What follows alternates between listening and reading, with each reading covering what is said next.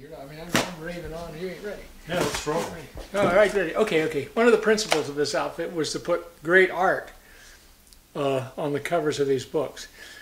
This is a painting by Dennis DeFoge of Boise, Idaho.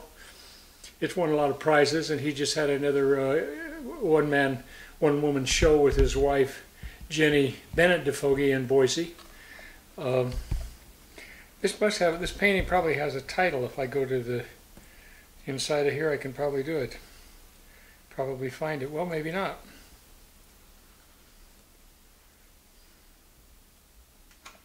Well, it has a title of some kind.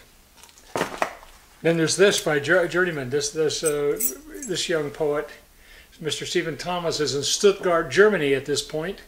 This is a woodcut from the 14th century, I believe, maybe 15th century. Let's take a look at that. The woodcut is by Jos Amans, and it was about 1525. See, so we're ancient history here as well as contemporary news. And then one of the other things we did was poetry parties. The last poetry party, let me repeat myself, the last poetry party was in 2005. And there's some of the personnel who were in the party, and my people who helped put it on. There's Sharon Dubiago, the late Janine Palme Vega, various other folks who were here. It's been 7 years now since we've had one of these. 7 lean years, as they say in the Bible. So it's about time for 7 fat years. Would you say? You don't say. No. Here's another great cover.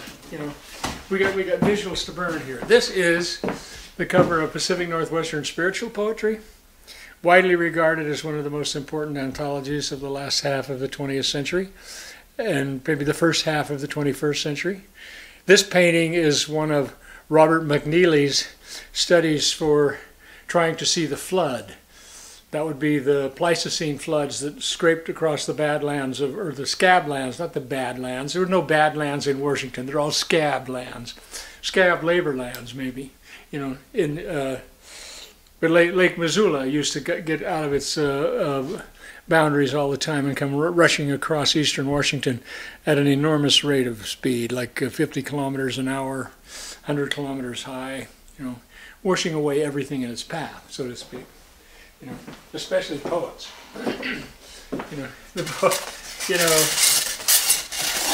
We did a shot one time of the poem.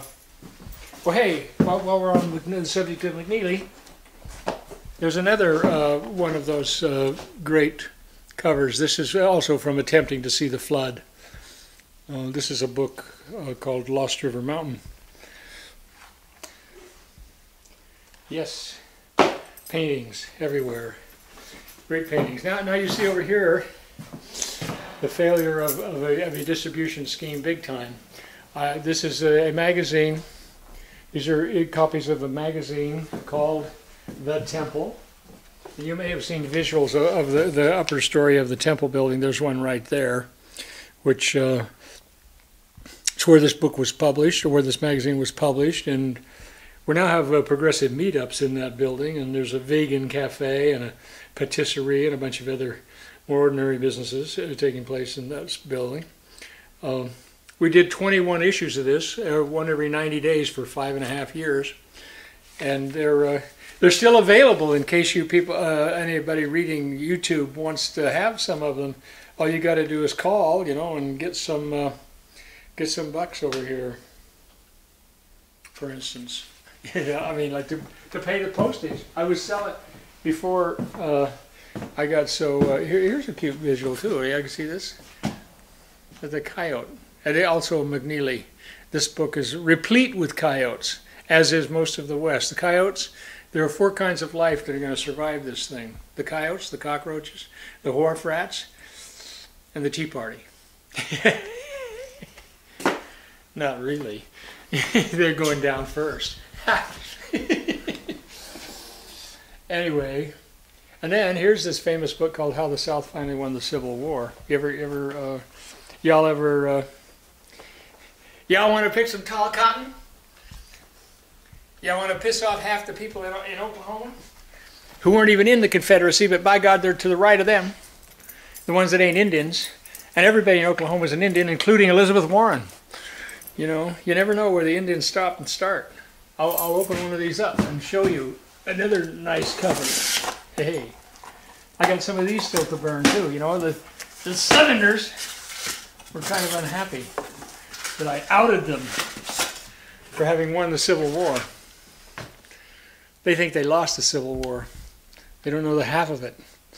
Lindsey Graham, Senator DeMint, John Cornyn, Saxby Chambliss. Doesn't that name just ring to your Confederate rafters? I mean, that's as hot as John Calhoun. No, Saxby Chambliss.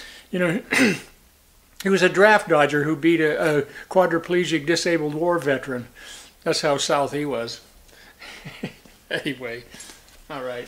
Well, anyway, this is a serious book, by the way. I mean, it's not a foo-foo about what would happen if they had won. It's what happened when they did win. You know, they're running the place, and they don't like this Kenyan socialist. You know, in the president of Obamastan said this morning in the village of Myanmar, which used to be Burma, which is somewhere on after Shave, and it's in the Far East. The president said, the Kenyan socialist said, that things are going pretty well over there. And he was happy to be traveling, you know, after having drubbed a Mormon. Well, you know, I don't know, how long do you want to make this? Did you look at some of Smokey's paintings here that are sitting in front of your stool? Oh, I like that. Now what? Want me to speak? Woof. Yes, this is a memoir of Berkeley. It's called The Yellow Christ, named after a painting by Paul Gauguin, the syphilitic-eaten remains of an impressionist painter from France. The Yellow Christ, if you haven't seen a repro of it or the actual painting, is this wonderful chartreuse painting of a Christ emaciated to the point of being bulimic and hanging on the cross, but it was chartreuse, for Christ's sake. I mean, it's just an amazing picture. So anyway, this is about, the title comes from, you know, certain friends of mine wanted to weave a Christ conspiracy around me when I was in Berkeley, and I said, no thanks.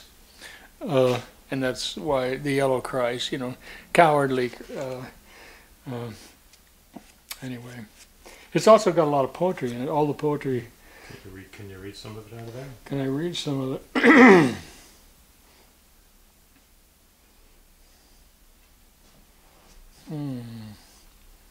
Well, I don't know. I mean, this has the F word in it. Can I read the F word on YouTube? Does that still go? Okay. This is called A Little Birdie Told Me. I have taken away its sound, and you hear it coming at you, covered with feathers and beyond control. I could have loved you when you put your hand in my crotch, drunk in church and high on your own kind of trip. Yours is one of the fastest minds and softest mouths I hear. I wish I were an Oscar Mayer wiener. Meat demands it continue. My woman would have killed you if I'd have had one, dancing alone through Market Street where no birds sing, but all night construct the shock of the heart. Icarus didn't die. That's a Greek mistake. It's impossible to get too close to the sun. He's eating his tail, only 4 million miles away. Can you hear? He digs it. I saw every fucking star in the sky tonight. Icarus is coming. Run for your life. Icarus is coming. Run for your life. There were some really beautiful visuals on the web the other day of solar flares on the sun. Huge, looping orange didos coming out of the hydrogen mess on the sun. That was really interesting. I mean, I'm a big believer in astronomy. You know, I mean, here we are in a country where 46% of the people think the Earth is less than 10,000 years old. Have we got an education problem or what? You know, would that be a failure of public education? 46% of the people think the Earth is only 10,000 years old or less than, including Marco Rubio of Florida. What kind of jackasses do they think they take us for? You know, does astronomy mean anything to anyone? I mean, you know, sometimes I get really exercised about these crackpots. Southern strategy, Marco Rubio's Southern strategy. You know, let's nip this Cuban in the bud. We don't need a Cuban president of the United States. We've already got a Kenyan. You know, we don't need a Cuban. Anyway. Well, that was a poem. What else can I find? I want to read, if I can find it, a poem by a Chinese poet. One of the things that made this magazine special. I need it. You got to have a real bloodhound's nose to find the right issue. And here it is. Here it is, ladies and gentlemen. And if you know anything about Chinese poetry, you know that they tend to drink, like Du Fu and Li Po. And I mean, what else is there to do in China? You know, I mean, besides write poetry and drink. Well, I mean, I don't know. But here's the part of a wonderful poem by Yan Li, who's and this magazine, by the way, we had original Chinese poetry with translation and original Spanish poetry with translation, first publication of in one magazine. It's the only one in the history of the universe, capital U. Manoa doesn't do that. Second line of the other translation magazines don't do that. Chinese, Spanish in each issue. This is called, back to the drunken Chinese poem, The Warm Flush of Poetry. In my body, there are kegfuls of Chinese beer sloshing. Words like pretty goldfish stir up ripples of affection. For the moment, I can't bear to cast a poet's net.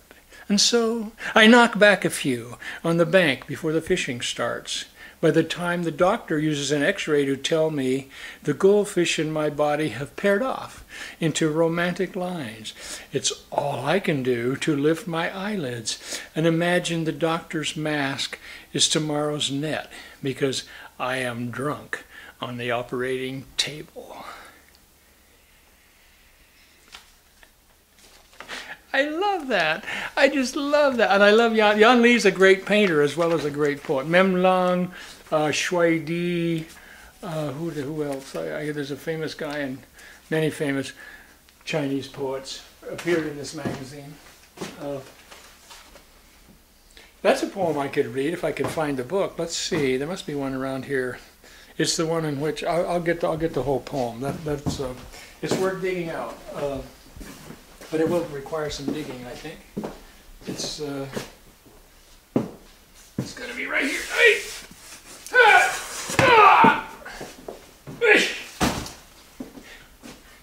Yeah, you know, once upon a time I said books are for people who like to carry things around. So if any of you people still want to carry things around, remember, get in touch. I'm sitting on this inventory and I'm giving it away. So get here! Worry before it's gone and you say, damn, I didn't get there in time. There's another great cover. This one is by Smokey Ferris for the book Across the North Pacific. And let's see, I would this poem.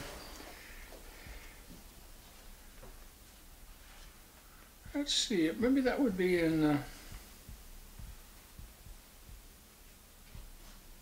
oh, wrong. Pardon me, if I'm sentimental when the day goes by. I'm a fool, but I love you, dear, until the day I die. Now and then there's a fool such as I. Y chinga su madre. Y chinga su madre is a new kind of poem. Could only in English be composed, but you still got to understand Spanish and Chinese or the metaphor will fail you. A yoke of the sacred and profane. Y chinga su madre sets the limit. Like mama we huevos and carnita xing, we will surrender in Spanish to the Chinese. That's, you know, that's a long distance poem. And here's one for Mayor Bloomberg. Mayor Bloomberg and Governor Cuomo. Can anybody see past the middle of next week? I mean, these jackasses are talking about spending $17 billion or $20 billion to build a floodgate for New York City because their goddamn subway is underwater. And La Nina.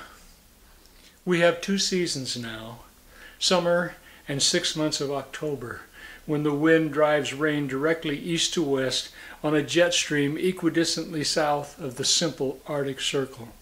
Formerly the snow would fall and drift, on wind occasionally blowing north to south, when ice would form on top of water. I miss fall, much less spring, this missing winter of the human heart. Who would have thought it mattered how cold the ocean gets? There was another cute article on the internet the other day about the fact that we have been 28 years in which every month after the preceding month, the average is hotter than the average temperature for that month. 28 years, 332 months of constantly rising temperatures. And it's been 1988 when James Hansen, the NASA scientist, went before Congress and said, "You guys have fucked up. And the Earth is getting warmer." And of course, Senator Imhoff from Oklahoma said, "Well, still, global warming is just a conspiracy. You know, it's nothing happening. I mean, we couldn't have possibly have done. I mean, temperatures change. You know, it's climate change. It's not global warming. I mean, you know, and they're going to be completely underwater before they get done jabbering about it." Not in Oklahoma, which is 300 feet above sea level, but I wouldn't buy any property in the Hamptons, for instance. You know, I'd be selling that shit if I had anything in the Hamptons. You know, let it go, you 1%ers. You know, move to the hills. You know, get back in the Catskills with the Rip Van Winkle, or go all the way to the Adirondacks. You know, really get comfortable. You know, I can't take those people through New York, New York, New York. Rip, rip, rip, rip. Jesus, sorry. You know, no wonder I never got famous. You know, is that? Oh dear, excuse me. New York? Could you tell me, is this the way to New York? I remember when I was a child, I had a wonderful little book about a train that went to Weehawken, Hoboken, and Troy, which I have a feeling was on the west side of the river from Manhattan. And anyway, so here it is, a book full of a room full of poetry, a room full of poets. Thousands of poets. Let's see, there were 80 pages in each issue, probably 60 of it was high-grade poetry, times 20 issues, times 6, let's see, 6 times 2 is 1,200, there are 12,000 pages. 12,000 pages? 1,200 pages. I'm not very good with math. Lots of poetry. Let's use a word that will quantify everything. Lots. Well, can't you read 2 or 3 of your own? I did. More. He said more. What? Well, let's see. I'll have to find some. Some short ones. Some pithy little. Here's one. Here's one that my somewhere over here. Let's see if I can find it. I have a picture of this guy. I put lots of pictures of poets on here so people could tell what poets look like, you know. Where'd he go? All right. Here's a hot one. Here's a picture of Andy Clausen, Charles Potts, and Charles Plymell. A couple of old renegade beatniks and me, the chairman of the joint Chamber of Commerce there in the middle. I don't know. And I can't find it. I can't find the picture that I want. So, is that me? Oh, here, I have found it. Takes a while, but there it shows up. This is Jim Bodine, great poet, great publisher, great human being. His book, This House, was reviewed in the Bloomsbury Review as being as much a prophecy as Leaves of Grass by a guy named Ray Gonzalez. Anyway, Jim published this book, Lost River Mountain, and he really liked this poem. Hide. I'm a boy again, riding shotgun in a black and red 1948 Dodge pickup with my dad, crossing the Arco Desert with our cargo of cured hides. My father was a government trapper, and I'm a government trapper's son. Halfway to the Hyde House on Yellowstone Avenue in Idaho Falls, we plow through an Atomic Energy Commission plot. The mink, the muskrat, and the coyotes, to say nothing of the beaver, have turned themselves inside out into Levi's I might get to wear clean new clothes to school with the animals under my skin.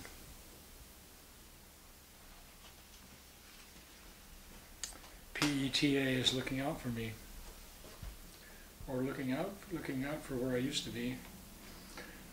That's the first poem in the book, and here's the last poem in the book. If you've got time, you got enough film for this? Shall I break the camera? I mean, for one last time. Georgia, Georgia, a song of you comes sweet and clear like moonlight through the pines. Raspberry Redux.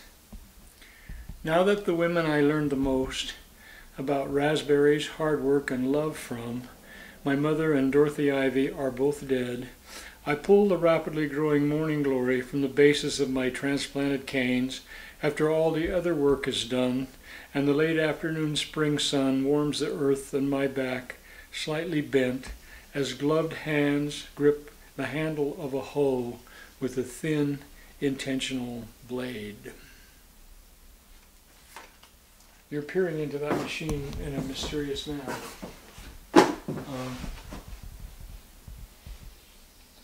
What else can I do for you? Oh, hey, here's one. In case I ever need to go incognito, this will be one of the nitos that I go in. It's me passing through phases of life, you know. And then, of course, here's what I really look like.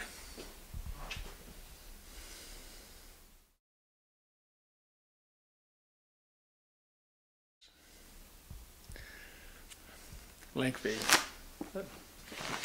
So, here's yeah. I just remembered. I told you the other day that I got a gig reading poems in Spokane, but I think what I need here is to read.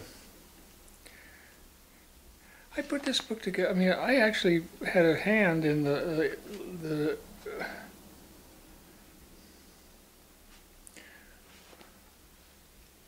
layout of this book. Easter surprise. We're off season here, but on point. Easter surprise. Downwind of Christian capitalism. Vile, loathsome smells of Boise Cascades paper mill blow in on the wind from Wallula to foul up the thin and beautiful pagan fog of morning. People began worshiping the sun. Theology has gone downhill ever since. There are billions of people, Christians, Buddhists, Muslims, Hindus, Republicans, who believe libraries full of fantasies for which there's not a shred of reproducible evidence. They meet in difficult to appreciate rooms full of noisy fools for whom one life on earth is not enough.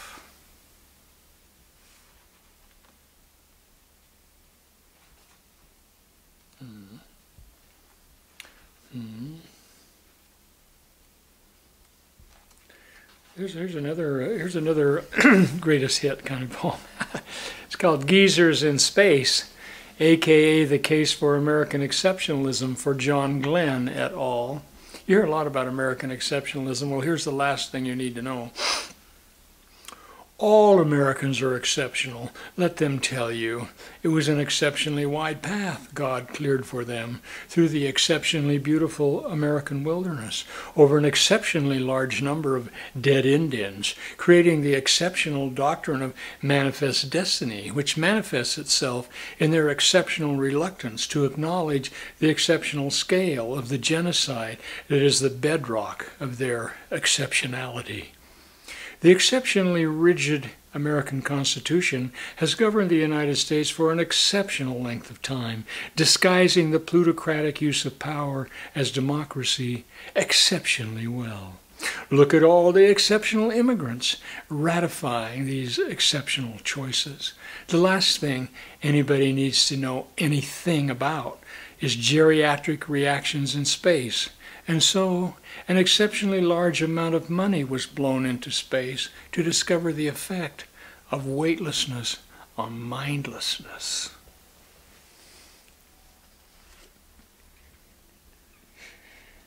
I made the camera guy laugh. Listen, this is, you know, you have to, you know. Oh, there it is.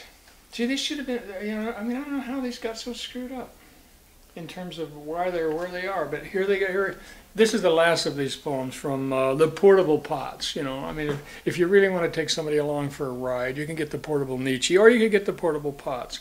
You'd be better off with the Portable Pots because Nietzsche went nuts and never came back. I went nuts and I'm here to tell about it. That's the difference. Mammelosen and Patrespect. Poetry is written in Mammelosen. Editorials are written in Patrespect. You home from the ordeals? How about some biscuits and gravy? A little pillow for your head and a brief nap. Maybe a bath and a new shirt. This shirt will have some lace at the collar, a bit too frilly for the army perhaps, but your mother is taking over here, and if she's dressing you up like a girl, it's only because she's trying to make you appealing to a girl, the girl next door, to be exact. It won't take many of these home-cooked meals to have you longing for combat again. Life around the house is simply too challenging. Putting the lid of the toilet seat down, taking the clothes out of the dryer, knowing which clothes go into the dryer in the first place. Pounce upon a time when war was the cure for this nonsense. Now this nonsense is the war, and everybody's homeless.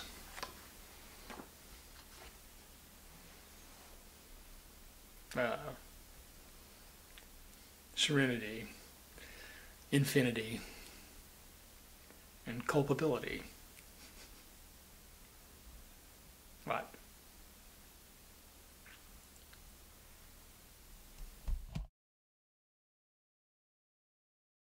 Well, I wrote a song. This is the chorus. I read some really facetious thing. Oh, it was this crazy book from the 1920s, but it said the verse wasn't much, but the chorus was art. He drank whiskey straight from the bottle. He served in World War II. He kept his foot firmly on the throttle. It was God got him down to O'Doul's.